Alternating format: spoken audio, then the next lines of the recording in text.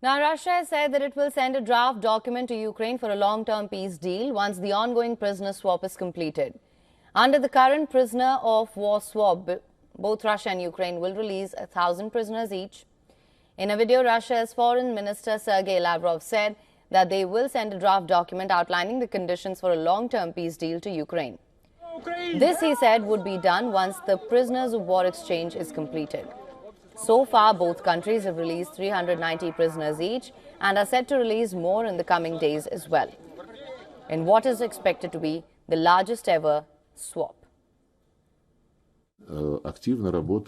We are actively working on the second part of the agreements, which provides for the preparation by each of the parties of a draft document outlining the conditions for achieving a sustainable, long-term, comprehensive agreement on the settlement. And now, as soon as the exchange of prisoners of war is completed, by that time we will be ready to hand over to the Ukrainian side a draft of such a document, which the Russian side is currently completing.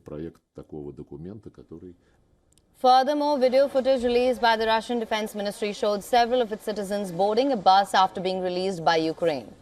According to Russia's Defense Ministry, the released Russian citizens are currently in Belarus receiving medical treatment. They will be later transferred to Russia for further care.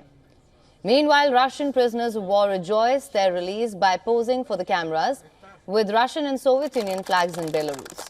The released soldiers express their joy as they eagerly await to meet their family, children and relatives. Today the exchange has happened. I'm very happy that I returned home. I have plenty of good and warm emotions that I will see my family, children and relatives. Everything will be all right. Glory to Russia. On the other hand, Ukrainian President Vladimir Zelensky said that the prisoner swap was the only significant thing that was achieved during the 90-minute-long peace talks held in Turkey. Zelensky further lambasted Russia for blocking everything else.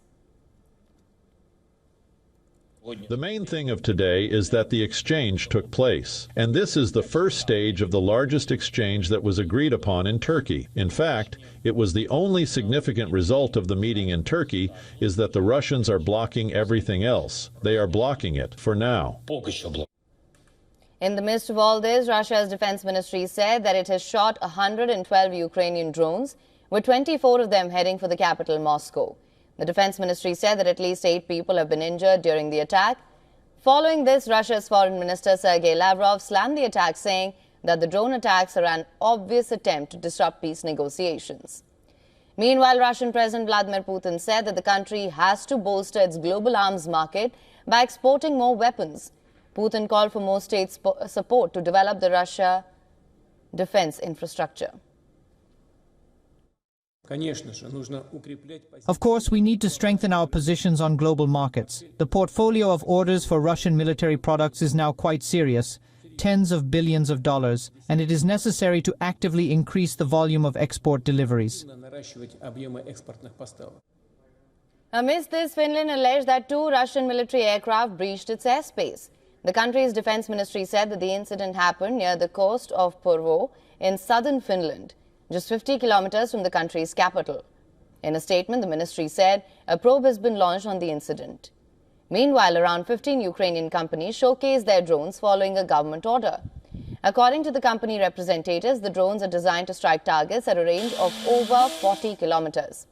The Ukrainian government has told these companies that the drones must be inexpensive and resistant to enemy warfare. For latest news, download the WION app and subscribe to our YouTube channel.